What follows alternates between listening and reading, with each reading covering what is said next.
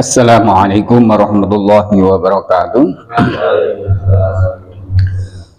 Liridhoillah wa lisyafaati Rasulillah sallallahu alaihi wasallam wa ala kulli niyatin salihah. Al-Fatihah. A'udzu billahi minasy syaithanir rajim. Bismillahirrahmanirrahim. Alhamdulillahi rabbil alamin arrahmanir rahim maliki yaumiddin. Iyyaka na'budu wa iyyaka nasta'in ihdinas siratal mustaqim siratal ladzina an'amta 'alaihim ghairil maghdubi 'alaihim waladdallin. Amin. Raditu billahi rabban wa bil islami dinan wa bi Muhammadin nabiyyan wa rasulah. Rabbi zidni ilma warzuqni fahma. Amin. Sayyidul istighfar. Bismillahirrahmanirrahim. Allahumma anta rabbi la ilaha illa anta khalaqtani wa ana abduka wa ana ala ahdika wa wa'dika mastata'tu a'udzu bika min syarri ma sana'tu abu'u laka bi ni'matika 'alayya wa abu'u bi dhanbi faghfirli fa innahu la yaghfiru dzunuba illa anta. Bismillahirrahmanirrahim. Alhamdulillahi rabbil alamin. Wabihi nasta'inu ala umuri dunia waddin. Wassalatu wassalamu ala ashrafil anbiya'i wal mursalin sayyidina wa maulana Muhammadin wa ala alihi wa ashabihi wa man tabi'ahum bi ihsanin ila yaumiddin. Rabbi shrah li sadri wa yassir li amri wa hlul 'uqdatam min lisani yafqahu qawli. Wa qala subhanaka la ilma lana illa ma 'allamtana innaka antal alimul hakim. Amma ba'd. Jamaah salat subuh musholla An-Nur yang dirahmati Allah Subhanahu wa taala. Puji syukur alhamdulillah karena pada pagi hari ini kita masih dibangunkan oleh Allah, dituntun oleh Allah untuk menunaikan salat subuh saat jamaah di mushola yang kita cintai ini. Sholawat dan salam adalah kita sampaikan pada junjungan kita Nabi Muhammad sallallahu alaihi wasallam. Mudah-mudahan Allah senantiasa membimbing kita untuk mengucapkan salam kepada junjungan kita Nabi Muhammad SAW, dan kita berharap mendapatkan syafaatul uzma besok di hari kiamat. Bapak Ibu yang dirahmati Allah Subhanahu wa taala, kita akan melanjutkan kajian kita pada pagi hari ini mengenai beberapa kewajiban kita terhadap jenazah, ya. Yang kita lanjutkan pada kesempatan kali ini tentang tata cara memandikan mayat atau memandikan jenazah. Dalam hal ini ada beberapa masalah yang perlu disampaikan. Apakah mayat akan dimandikan harus ditanggalkan dulu pakaiannya, maksudnya dilepas dulu atau tidak, atau bagaimana nanti mayat itu harus diwuduni apa tidak. Nah, itu akan dibahas pada kesempatan kali ini. Dalam hal ini para ulama berbeda pendapat tentang pakaian, ya, jenazah ini dilucuti dulu, maksudnya dilepas dulu atau bagaimana. Kata Imam Malik, mayat yang akan dimandikan harus dilepas dulu pakaiannya, tetapi auratnya harus tetap dijaga, jangan sampai terbuka. Ini sama dengan pendapat Imam Syafi'i, ya. Imam Syafi'i dan Imam Malik sepakat kalau mayat sebelum dimandikan harus dilepas pakaiannya. Kata Imam Syafi'i, mayat yang dimandikan tidak perlu harus dilepas pakaiannya yang berfungsi sebagai penutup auratnya. Ya, kalau untuk penutup aurat tidak perlu. Nah, tapi biasanya pakaiannya itu dilepas semua, tapi kemudian diganti, ya, diganti dengan penutup yang mudah ketika untuk membasuh atau memandikan mayat tersebut. Nah, perbedaan pendapat tersebut berpangkal dari cara para sahabat memandikan jenazah Rasulullah SAW yang tanpa melepas gamisnya. Persoalannya, apakah hal itu hanya khusus berlaku untuk jenazah Rasulullah atau sebagai suatu kesunatan saja? Bagi ulama-ulama yang menganggap bahwa hal itu hanya khusus berlaku untuk jenazah Rasulullah dan bahwa melihat bagian tubuh mayat yang tidak diharamkan sewaktu masih hidup itu juga tidak haram, maka mereka mengatakan mayat harus dimandikan dengan keadaan telanjang, kecuali hanya auratnya saja yang tidak boleh dilihat sewaktu ia masih hidup. Ya, baik sudah meninggal maupun masih hidup, kalau aurat yang tidak boleh dipandang, ya itu tetap harus ditutupi saat memandikan itu aurat, ya, baik laki-laki maupun perempuan. Sementara ulama-ulama yang menganggap bahwa hal itu merupakan sunnah yang disandarkan kepada kesepakatan atau kepada perintah ilahi, karena diriwayatkan dalam sebuah hadis bahwa para sahabat mendengar suara yang mengatakan kepada mereka, janganlah kalian lepas gamisnya. Maka mereka mengatakan yang utama ialah memandikan mayat tanpa melepaskan pakaiannya. Tapi kalau pakaian orang Jawa sekarang itu kan meletet-meletet, ya, mungkin pakai kaos, pakai baju, dimana orangnya gemuk. Kalau tanpa dilepas, maka akan menyulitkan untuk menjangkau bagian-bagian tertentu. Makanya kalau ada jenazah yang akan dimandikan, biasanya walaupun itu sulit, akhirnya digunting, ya, digunting, dilepas, digunting, kemudian diganti dengan pakaian atau jarik agar memandikannya lebih mudah untuk dijangkau, membersihkan bagian-bagian tubuh yang harus dibersihkan. Jadi dalam hal ini para ulama ya ada beda pendapat, tapi untuk memudahkan maka pakaian itu dilepaskan dengan tidak harus melihat aurat, baik aurat itu masih hidup maupun saat meninggal, aurat tetap harus tertutup. Bismillahirrahmanirrahim. Yang kedua tentang wudhu untuk mayat. Imam Abu Hanifah, mayat tidak perlu diwudukan. Ya, menurut Imam Abu Hanifah, mayat tidak perlu diwudukan. Tetapi kata Imam Syafi'i, ia harus diwudukan. Sementara Imam Malik, ia sebaiknya diwudukan. Jadi ada tiga pendapat, tidak harus diwudukan, harus diwudukan, sebaiknya diwudukan. Perselisihan pendapat tersebut muncul karena adanya pertentangan antara qiyas dan hadis. Qiyas menetapkan bahwa mayat tidak perlu diwudukan karena wudhu adalah bersuci untuk melakukan suatu ibadah.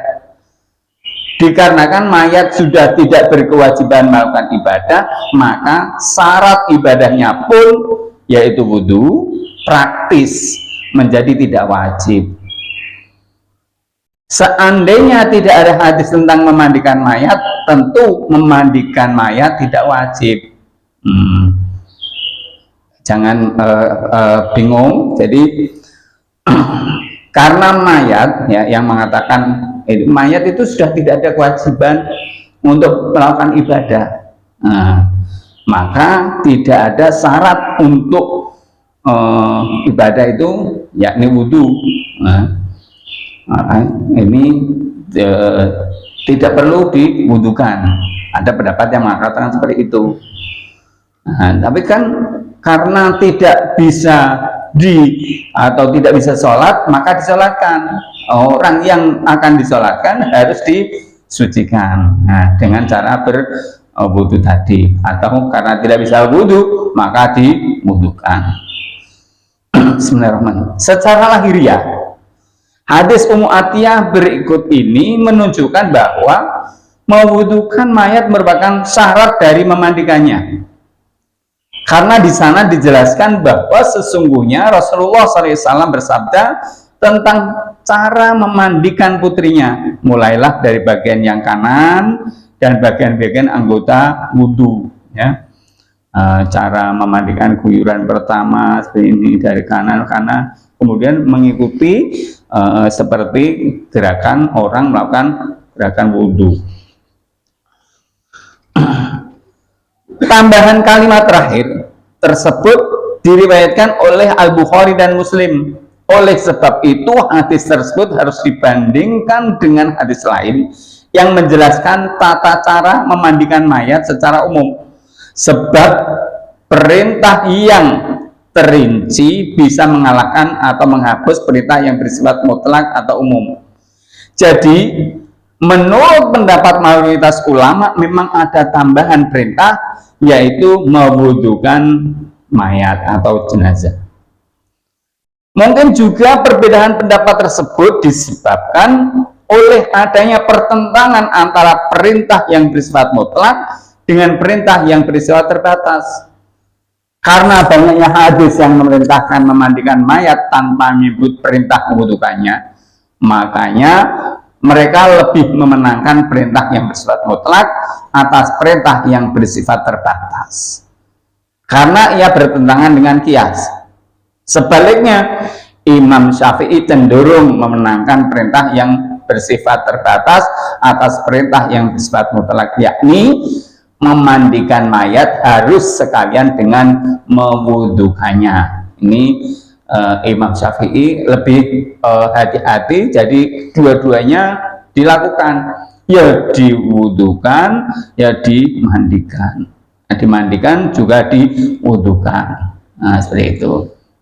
Karena tidak bisa mandi maka dimandikan, tidak bisa wudu maka diwudukan. Karena mayat ini akan disolatkan, di mana orang mensolatkan harus dalam keadaan suci, maka setelah dimandikan terakhir maka harus diwudukan. Jadi sama-sama suci, baik yang disolatkan maupun yang mensolatkan. Di itu sebagai objek, itu sebagai subjek.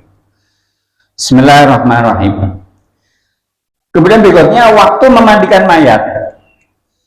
Para ulama ahli fikih berselisih pendapat tentang ketentuan waktu memandikan mayat. Sebagian dari mereka ada yang mewajibkannya dan sebagian dari mereka ada yang menganjurkannya. Di antara yang mewajibkannya, sebagian ada yang mewajibkan hitungan ganjil berapapun jumlahnya. Inilah pendapat Ibnu Sirin. Sebagian ada yang mewajibkan hitungan 3 kali saja.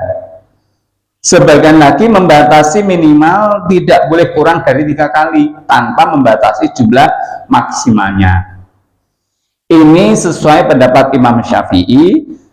Dan sebagian lagi membatasi jumlah maksimalnya asal tidak boleh lebih dari 7 kali. Ini pendapat Imam Ahmad bin Hanbal. Imam Malik bin Anas dan murid-muridnya termasuk yang menganjurkan hitungan atau jumlah ganjil tanpa menentukan berapa kali. Harus dikubur berapa kali, enggak. Pangkal perbedaan pendapat antara ulama-ulama yang mensyaratkan dengan batasan hitungan dan ulama-ulama yang tidak mensyaratkannya, maksudnya tanpa hitungan, ialah karena adanya pertentangan antara qiyas dengan hadis. Lafaz hadis Ummu Atiyah mewajibkan batasan siraman tertentu, Yani mandikanlah ya dengan 3 kali siraman atau 5 kali atau lebih dari itu jika masih ada kotorannya. Dalam versi riwayat lain disebutkan atau 7 kali. Ya, jadi diulang-ulang sampai 7 kali. Menyamakan mayat dengan orang yang masih hidup dalam hal bersuci tidak perlu ada batasan berapa kali disiram, karena hal itu jelas tidak berlaku bagi orang yang masih hidup. Tetapi ulama-ulama yang lebih mengunggulkan hadis atas logika akal cenderung pada ada batasan. Sementara ulama-ulama yang mengompromikan hadis dengan logika akal mengatakan bahwa batas siraman ganjil itu dianjurkan. Jadi hadisnya itu Allahul witro, innallaha yuhibbul witro, ya. Jadi Allah itu ganjil, maka senang barang yang ganjil. Dalam melakukan segala sesuatu dilakukan dengan hitungan ganjil, Jadi dengan catatan tidak perlu pemborosan dan juga ya semua harus merata. Maksudnya merata di sini jangan sampai ada bagian-bagian tubuh yang seharusnya dimandikan, dibersihkan tapi terlewatkan. Maka tadi diulang-ulang, ada yang mengatakan cukup 3 kali, ada yang cukup 5 kali, bahkan sampai 7 kali, ya. Nah, kalau memandikan kemudian air sedang susah musim kemarau, ya secukupnya saja. Akan ada seperti saat ini musim kemarau di sebagian wilayah untuk minum saja, untuk keperluan itu susah. Ya, memandikan jenazah ya harus dilakukan, tapi dengan air yang terbatas. Yang jelas merata, jangan sampai ada bagian-bagian tubuh tertentu yang tidak tersiram dengan air.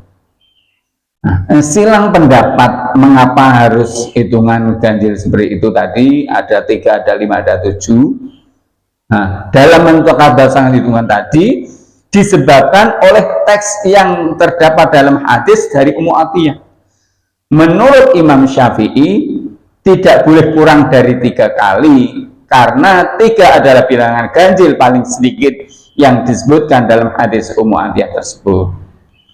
Lebih dari 3 asalkan ganjil, hukumnya boleh berdasarkan sabda Rasulullah SAW, atau lebih dari itu boleh lebih, masih kurang bersih. Nanti karena kurang bersih ya boleh, tapi tetap dalam hitungan ganjil. Imam Ahmad bin Hanbal cenderung pada jumlah bilangan ganjil paling banyak yang disebutkan dalam versi riwayat lain, yaitu 7 kali siraman. Dan Imam Abu Hanifah cenderung pada bilangan ganjil yang berarti 3 kali siraman. Berdasarkan riwayat yang mengatakan bahwa Muhammad bin Sirin menggunakan cara memandikan mayat dari Ummu Atiyah sebanyak 3 kali siraman, yakni 2 kali menggunakan air bercampur daun bidara dan 1 kali dengan menggunakan air bercampur kapur barus. Dan lagi menurut Imam Abu Hanifah bilangan ganjil menurut pengertian syariat hanyalah 3. Jadi memandikan jenazah airnya menggunakan air bercampur daun bidara dan kemudian terakhir dengan menggunakan kapur barus. Itu dulu karena tidak ada sabun. Sekarang pakai sabun wangi berkali-kali, karena sebenarnya daun bidara itu bisa mengangkat kotoran-kotoran, ya. Tapi sekarang daun bidara susah untuk mencarinya, maka diganti dengan sabun yang bisa mengangkat kotoran-kotoran. Nah, ini susah di sini, kayaknya nggak ada daun bidara. Daerah-daerah tertentu. Kata Imam Malik, Dianjurkan memandikan mayat dengan cara basuhan pertama menggunakan air jernih, basuhan kedua menggunakan air bercampur daun birara, dan basuhan ketiga menggunakan air bercampur kapur barus. Imam Malik mengatakan seperti itu, air bersih dulu, terus kemudian yang kedua air yang dicampur daun bidara, yang ketiga baru air yang bercampur dengan kapur barus. Jika dari perut mayat mengeluarkan hadas, apakah harus dimandikan lagi atau tidak?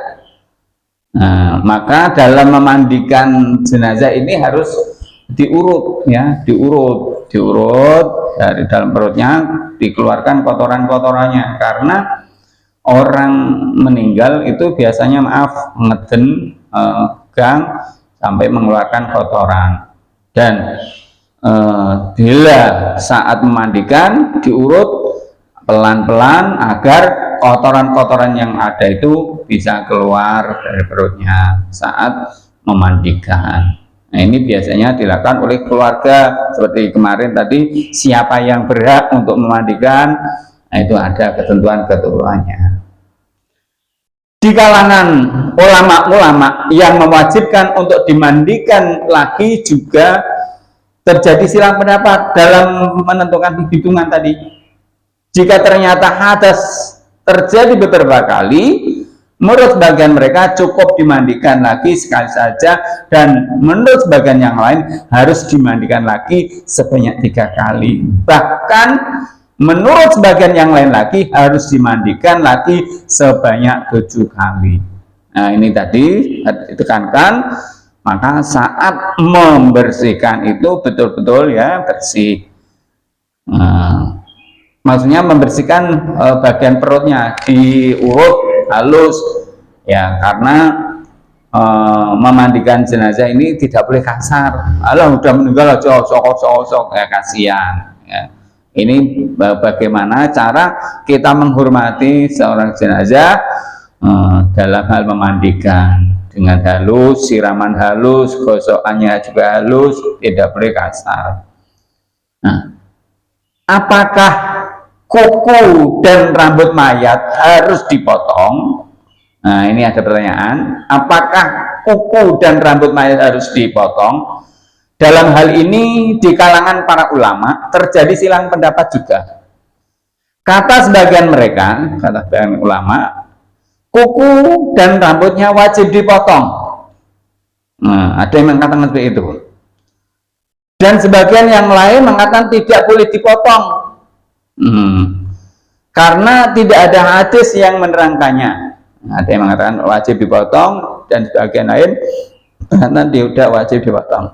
Pangkal silang beda pendapat tadi terletak dalam penetapan dalam hukum, mungkin dalam mengiaskan mayat dengan orang hidup, ya. Ulama-ulama yang mengkiaskan mayat dengan orang yang masih hidup mewajibkan untuk memotong kuku dan rambut kemaluan mayat, karena hal itu hukumnya sunnah bagi orang yang masih hidup. Memotong kuku dan memotong rambut kemaluan itu sunnah bagi orang yang masih hidup. Ya, ini diperhatikan. Juga terjadi silang pendapat tentang menekan perut mayat sebelum dimandikan. Ya, menekan tadi tidak perlu keras-keras, cukup diurut gitu. Sebagian mereka mewajibkannya, sebagian yang lain melarangnya. Mereka yang mewajibkannya beralasan bahwa hal itu bagian dari upaya membersihkan hadas saat memulai bersuci, dan itu diharuskan dalam mencucikan mayat seperti yang berlaku bagi orang yang masih hidup. Sementara mereka yang tidak mewajibkannya berdalih bahwa hal itu dianggap mengada-ngada, sesuatu yang tidak ada dalam syariat, dan bahwa apa yang berlaku pada orang hidup jelas berbeda dengan yang berlaku pada orang yang telah meninggal dunia. Maka dalam hal ini orang yang ya sudah sakit, tahu kukunya panjang, ya dipotongilah, ya. Jangan wis sakit, orang sudah tua masih mengingung, akhirnya merawat kuku yang panjang-panjang itu gilani gitu. Takutnya apa? Nanti saat memandikan tidak bersih, itu susah untuk menjangkau kotoran-kotoran yang ada di bawah kuku. Nah maka bagi bapak-bapak, ibu-ibu yang punya orang tua yang sudah sakit, kukunya panjang, rajin-rajin untuk dipotong, dibersihkan. Adapun tadi mengenai memotong rambut kemaluan, ya kalau memungkinkan ya dilakukan selagi masih hidup gitu loh. Tapi sudah meninggal ya tidak usahlah kayak gitu. Bismillahirrahmanirrahim. Mengkafani mayat, ya, setelah memandikan kemudian dikafani.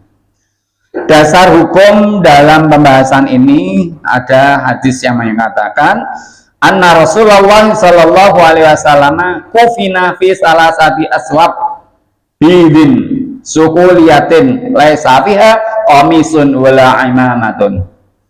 Sesungguhnya jenazah Rasulullah SAW dikafani dengan 3 lapis kain putih tanpa gamis dan surban.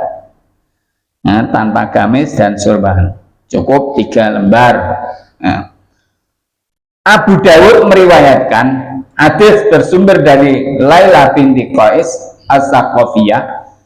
Ia berkata, aku termasuk orang yang turut memandikan jenazah Ummu Kulsum, putri Rasulullah Shallallahu Alaihi Wasallam. Pertama kali yang diberikan oleh Rasulullah kepadaku ialah kain sarung, lalu jubah untuk perempuan, lalu kerudung panjang, lalu selimut.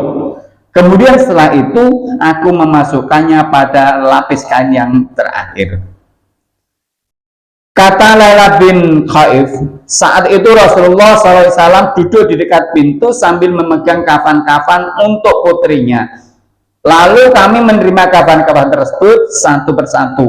Jadi terhitung cara ini 1, 2 lembar gitu.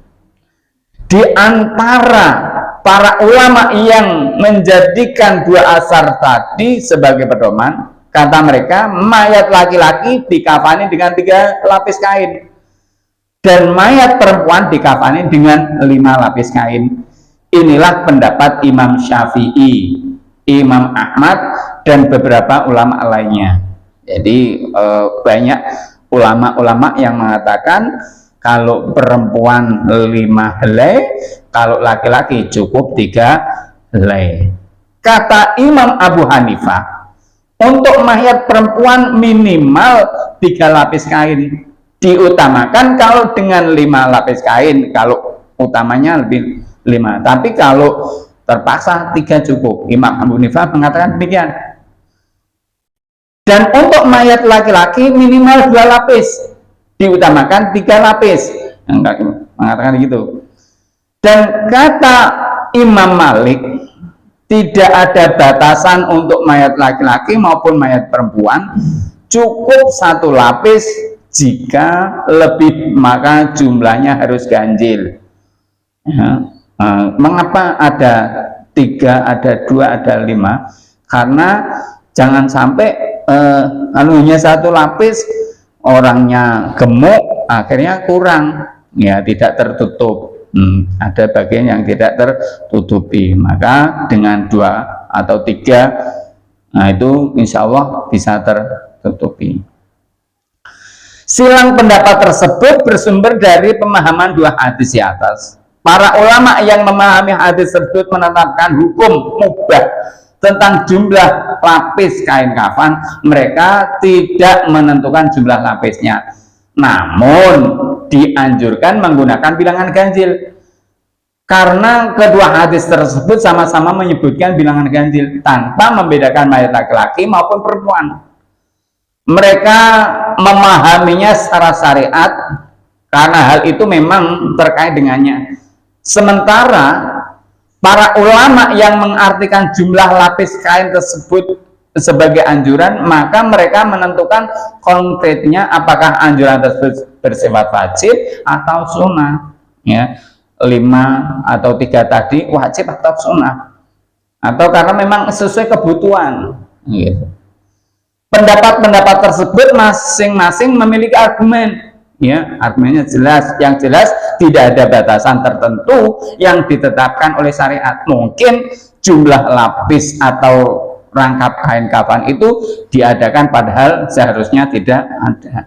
Nah, maksudnya susah mencari kain kafannya karena banyaknya korban, ya. Contoh saat ini saudara-saudara kita yang ada di Palestina itu kan banyak korban yang meninggal dunia. Nah, kalau harus 5 sampai ada 3, nah kesusahan, maka ya sebenarnya secukupnya, secukupnya dan tertutup, ya. Hitungan-hitungan tersebut tidak perlu dijadikan patokan. Nah, kalau mayatnya ribuan gitu kan, kalau mayatnya 1, 2 itu dicari bahannya, maksudnya kain kafannya ya sesuai dengan apa yang dicontohkan oleh Rasulullah. Nah, tapi kalau sampai ribuan, contoh terakhir kemarin informasinya ada 3.300 warga Gaza yang telah meninggal dunia selama serangan. Bismillahirrahmanirrahim. Pasca peristiwa perang Uhud, ya ini kan mayat Mus'ab bin Umair dikafani dengan namiroh, sejenis baju yang sangat sempit, sehingga kalau digunakan untuk menurut sampai kepalanya, sepasang kakinya terlihat, ya, ditarik ke atas kakinya kelihatan, tarik ke bawah kepalanya kelihatan, ya. Sepasang kalau digunakan untuk menutup sampai sepasang kaki, kepalanya yang terlihat. Lalu Rasulullah SAW bersabda, gunakan pakaian itu untuk menutupi kepalanya dan tutuplah sepasang kakinya dengan daun tumbuh-tumbuhan.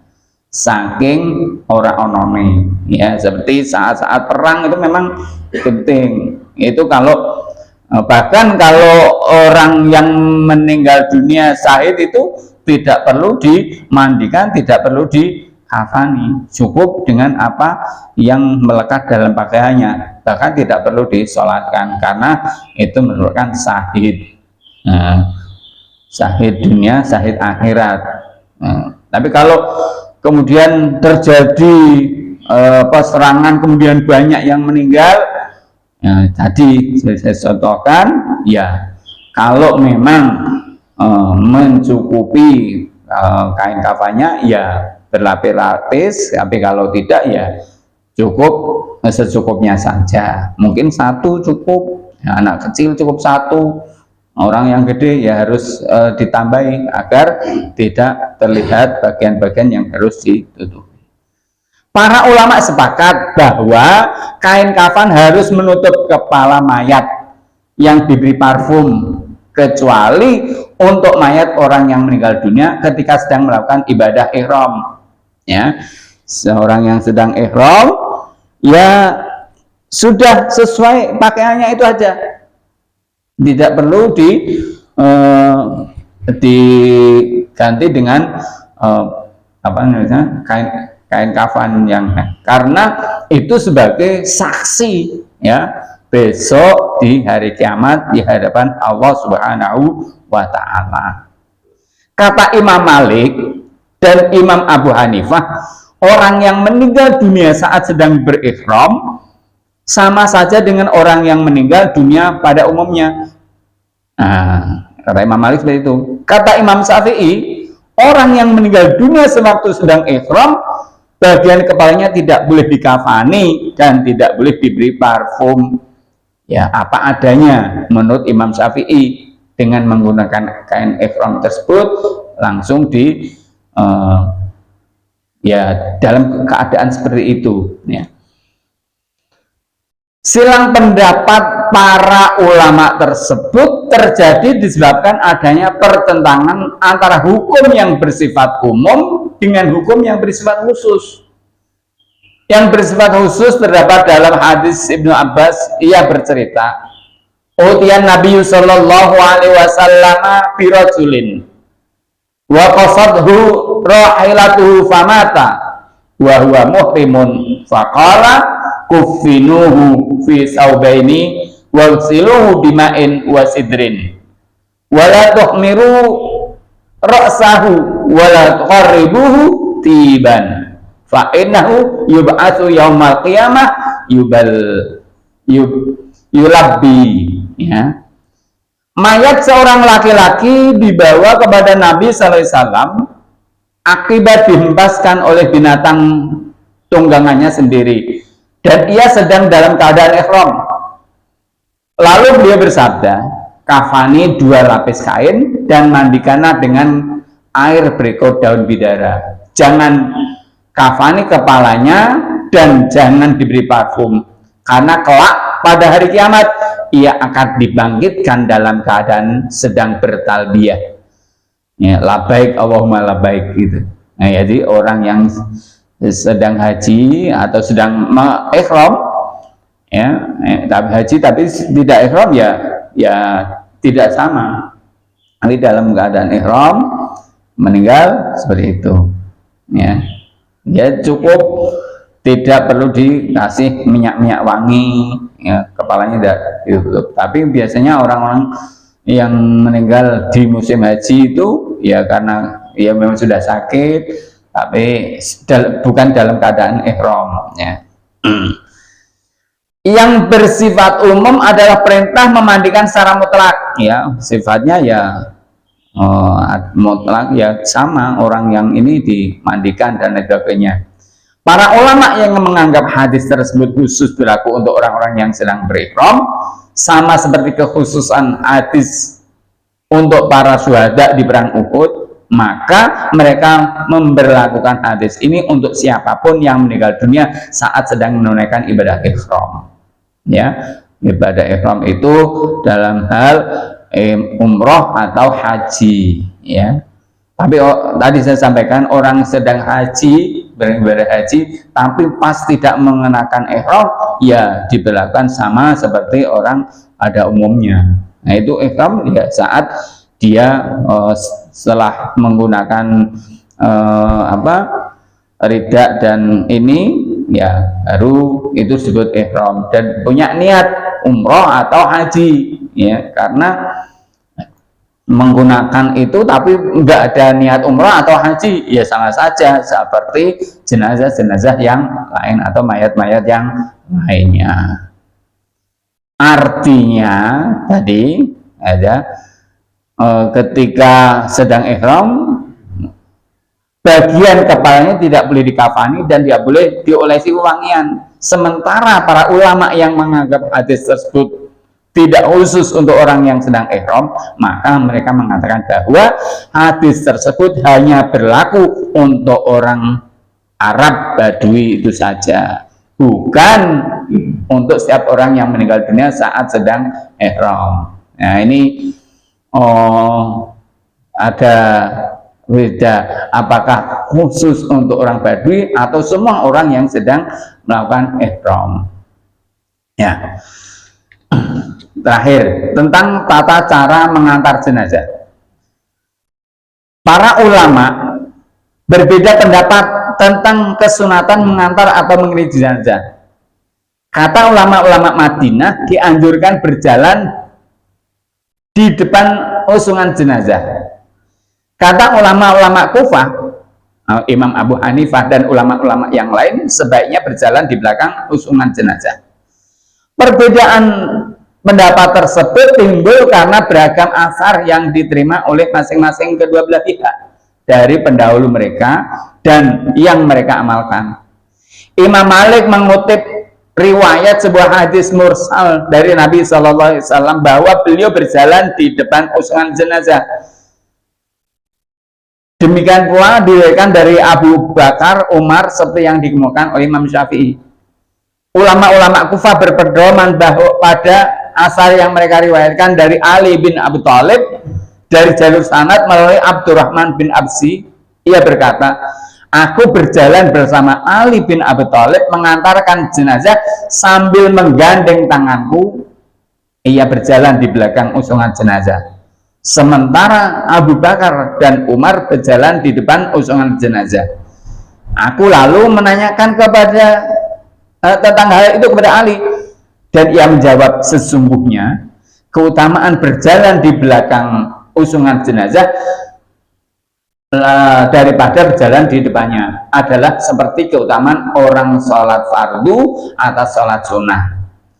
Dan sesungguhnya Abu Bakar dan Umar mengetahui hal itu, tetapi mereka berdua ingin memberikan kemudahan pada manusia. Jadi kadang di depan, kadang di belakang. Asar yang diriwayatkan dari Ali radhiyallahu anhu, ia berkata, usunglah jenazah di depan para pelayat dan angkatlah setinggi posisi matamu, karena sesungguhnya jenazah itu sebagai nasihat atau peringatan dan pelajaran. Hadis yang diriwayatkan dari Ibnu Mas'ud, sesungguhnya ia bercerita, kami bertanya kepada Rasulullah tentang tata cara berjalan mengantar jenazah. Lalu beliau bersabda, Nabi bersabda, al janazatu matbu'atun walaysat bitabi'atin walaysat bitabi'atin walaysa ma'aha man yaqdumuha. Jenazah itu diikuti bukan mengikuti, dan yang bersamanya tidak boleh mendahulunya. Jadi di sini tadi jenazah harus di depan, ya, jenazah harus di depan, pengiringnya berada di belakang. Hadis Al-Mughirah bin Syu'bah dari Nabi SAW, beliau bersabda, ar-raqibu yamsi amamal janazah wal masih khalfaha wa amamaha wa an yaminiha wa an yasariha qariban minha. Orang yang berkendaraan atau berjalan di depan jenazah, ya, orang yang menunggangi kendaraan pakai motor atau mobil itu berada di depan jenazah, sementara orang yang berjalan kaki berada di belakang, di depan, di kanan, kiri, dan di dekatnya. Senada dengan hal itu ialah hadis Abu Hurairah yang berkata, berjalanlah di belakang jenazah. Hadis-hadis inilah yang dijadikan pedoman oleh para ulama Kufah. Sebagian ulama menilai hadis-hadis tersebut sahih dan sebagian yang lain menilai dhaif. Mayoritas ulama berpendapat bahwa kewajiban berdiri ketika ada jenazah yang lewat tidak dinasah oleh sebuah hadis yang diriwayatkan Imam Malik dari Ali bin Abi Thalib. Sesungguhnya Rasulullah SAW berdiri menghormat jenazah yang lewat, kemudian beliau duduk. Ya, setelah lewat baru duduk lagi. Sebagian ulama yang mewajibkan berdiri ketika ada jenazah lewat, mereka berpegang berdasarkan perintah Rasulullah SAW untuk berdiri menghormat usungan jenazah, seperti yang diterangkan dalam hadis Amir bin Rabi'ah. Ia berkata, Rasulullah SAW bersabda, idza ra'aitumul janazah faqumu ilaiha hatta tahlufakum aw tudha'a. Jika kalian melihat jenazah lewat, bukan jenazah jalan sendiri, tapi iring-iringan jenazah lewat, maka berdirilah sampai kalian tidak bisa melihatnya lagi atau sampai ia diletakkan di kubur. Ya, para ulama yang menganggap berdiri di kubur saat pemakaman telah dinasah, dan mereka berselisih pendapat. Sebagian mereka menganggap bahwa hal itu tidak masuk dalam larangan, dan sebagian menganggap hal itu masuk dalam larangan berdasarkan dari teks hadis. Mereka berpendapat pertama tadi bertepatan dengan apa yang pernah dilakukan oleh Ali bin Abi Thalib. Sesungguhnya ia pernah berdiri di atas kubur Ibnu Al-Mukaffaf. Ia ditanya oleh seorang sahabat, kenapa Anda tidak duduk saja, hai Amirul Mukminin? Ali menjawab, kami berdiri di atas kubur ini tidak sampai menyusahkan orang yang ada di dalam kubur, maksudnya di dalamnya. Bapak Ibu yang dirahmati Allah Subhanahu wa Ta'ala, jadi ketika ada atau kita mengusung jenazah, ya dianjurkan kita berada di belakang jenazah. Tapi sekarang ya pakai mobil jenazah, ya kita di belakangnya, baik kita berjalan atau menaiki kendaraan. Jangan kita berada di depannya kayak gitu. Baik usungan jenazah itu jalan kaki sekalipun, ya yang naik motor, yang naik mobil harus berada di belakangnya. Dan tadi disunahkan, dianjurkan ketika ada iring-iringan jenazah dan kita tidak mengikuti iringan jenazah tadi, ada jenazah yang lewat, ya sedang diusung, ya kita dianjurkan untuk berdiri sampai jenazah itu tidak kelihatan. Maka ada yang mengatakan berdiri sampai di sekitaran makam sampai jenazahnya dimasukkan liang. Nah, sampai seperti itu. Nah, sebagai penghormatan kepada jenazah. Nah, dalam hal ini ada perbedaan apakah saat jenazah akan dimasukkan di liang lahat ini para pelayat atau pengiring jenazah tadi harus masih dalam keadaan berdiri atau boleh duduk. Nah, tadi Ali bin Abi Thalib mengatakan untuk meringankan atau agar tidak menyusahkan orang yang ada dalam kubur tadi, maka ia memilih untuk berdiri kayak gitu. Demikian Bapak Ibu, kajian pada pagi hari ini mudah-mudahan menambah wawasan kita, keilmuan kita tentang cara kita merawat jenazah, mengantar jenazah. Dan insya Allah pada pertemuan yang akan datang kita masih tentang sholat jenazah dan tata caranya. Demikian kita akhiri dengan bacaan wal asri dan doa kafaratul majlis. Bismillahirrahmanirrahim. Wal asri innal insana lafi khusrin illa alladzina amanu wa amilus solihati wa tawasaw bil haqqi wa tawasaw bis sabr. Subhanakallahumma wa bihamdika asyhadu an la ilaha illa anta astaghfiruka wa atubu ilaik. Assalamualaikum warahmatullahi wabarakatuh.